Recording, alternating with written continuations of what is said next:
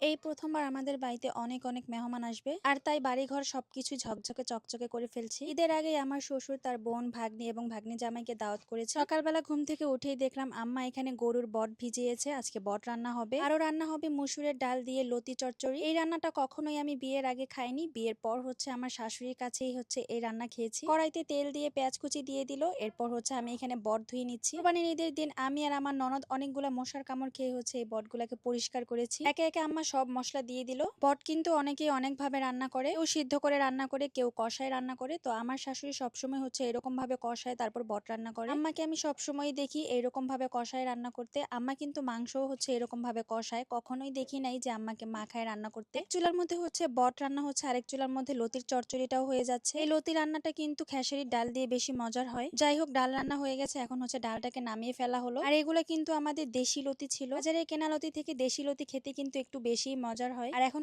এটাকে আমি ঘরে নিয়ে যাব। যখন বটটাকে কষিয়ে রাখার পরে এরপরে আম্মা আরো কিছু পেঁয়াজ কুচি দিয়ে দিল। আর এইখানে কিন্তু সকালের জন্য ঢেঁড়স ভর্তাও করা হচ্ছে। ঢেঁড়সের যে কোনো কিছুই আমার অনেক ভালো লাগে, যেমন ভর্তা, তারপর ভাজি। আর আমরা বটের মধ্যে ছোট ছোট করে আলু দেই। এইভাবে কে কে আপনারা বট রান্না করেন আমাকে কমেন্ট করবেন। ঢেঁড়স ভর্তাটাকে এখন আমি ঘরে নিয়ে যাচ্ছি। আর এইদিকে আম্মা বট রান্না করছে, আমি আম্মাকে বললাম যে আম্মা আমাকে একটু দেন, টেস্ট করি। একটু পরেই দেখলাম একটা মাছওয়ালা এসেছে। আমার শ্বশুর এই মাগুর মাছ কিন্তু অনেক পছন্দ করে, যদিও আমরা এই মাগুর মাছ কেউই খাই না। আব্বা অনেক পছন্দ করে, বাজার থেকে কিনে আনে। তো বাজারে এরকম মাগুর মাছ দেখে না, এখান থেকে দুইটা মাগুর মাছ কিনে রাখলো। আগামীকালকে মেহমান আসবে, আর এইদিকে বৃষ্টির কারণে এইরকম শ্যাওলা পড়ে গেছে। আগে জানলে ঘরের এই পেড়ার মধ্যে আমি কিন্তু টাইলসই বসিয়ে ফেলতাম। এখন দেখতে কি পরিমাণে জঘন্য লাগে। আর এই শ্যাওলা কিন্তু এই বৃষ্টির সময় অনেক হয়। শুধুমাত্র এই ঘরের পিড়া পরিষ্কার করার জন্য একজন মানুষকে 500 টাকা রোজ নিয়ে তারপর কাজ করাই, কিন্তু আজকে আমি বিনা খরচেই সব পরিষ্কার করে ফেলবো। ভিক্সল কিন্তু আমাদের বাড়িতে সবারই থাকে। এই ভিক্সল দিয়ে আজকে আমি খুবই সহজে এই শ্যাওলা সব পরিষ্কার করে সব পিড়া ঝকঝকে চকচকে বানিয়ে ফেলেছি। আমি একটা হ্যান্ড গ্লাভস পরে নিয়েছি, কারণ এইগুলা কিন্তু অ্যাসিড হাতে লাগলে প্রচুর জ্বালা করে। ভিক্সল নিয়ে একবার আমি মেখে রেখেছি, এরপরে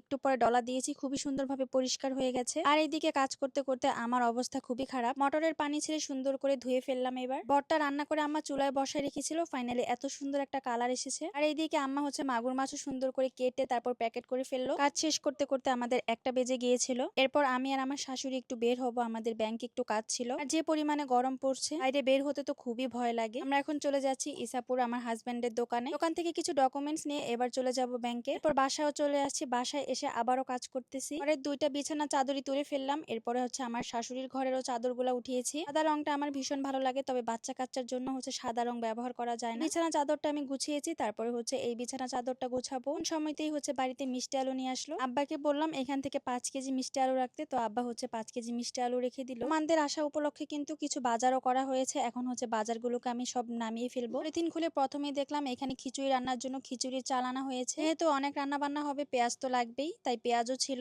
রান্না করার জন্য সোনালী মুরগি আনা হয়েছে, কিন্তু কিছু শুকনা বাজারও করা হয়েছে। সেমাই আনা হয়েছে, চিনি আনা হয়েছে। বাজার থেকে আনা পলিথিন গুলো খুলতে না পেরে এইভাবে কিন্তু আমি টেনে ছিঁড়েই ফেলি। ছিল পোলাওয়ের চাল, আর যেহেতু রোস্ট রান্না করা হবে সেখানে তো বাদাম, পোস্ত দানা এগুলা লাগবেই। আর বাদামগুলা যে এত ফ্রেশ ছিল, খুবই সুন্দর ছিল দেখতে বাদামগুলা। সাথে ছিল কয়েকটা সবজি বাজার, করলা, ঢেঁড়স, কাঁচামরিচ। বাড়িতে যেহেতু অনেক মেহমান থাকবে, তাই অনেক অনেক রান্না বান্নাও হবে। বাজার থেকে এসেই আম্মা কিন্তু রোস্টের মুরগিগুলাকে সুন্দর করে পিস পিস করে কেটে নিচ্ছে। আমি আবার আম্মার মতো এত সুন্দর করে পিস করতে পারি না, তাই সবসময় আম্মাই এই রোস্টের মুরগিটা কাটে। মেহমান আসার আগে কিন্তু সবারই বাড়িতে এইরকম প্রস্তুতি থাকে। ভিডিও দেখার আমন্ত্রণ জানিয়ে আজকের ভিডিওটা এখানেই শেষ করছি। আল্লাহ হাফেজ।